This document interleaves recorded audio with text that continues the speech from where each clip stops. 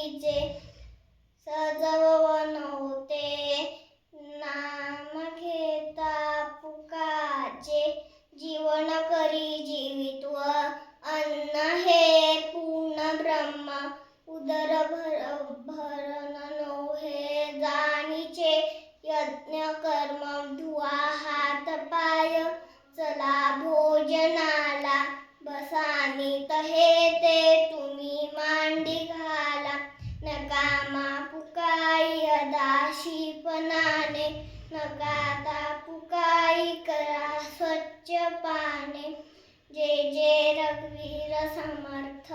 धन्यवाद.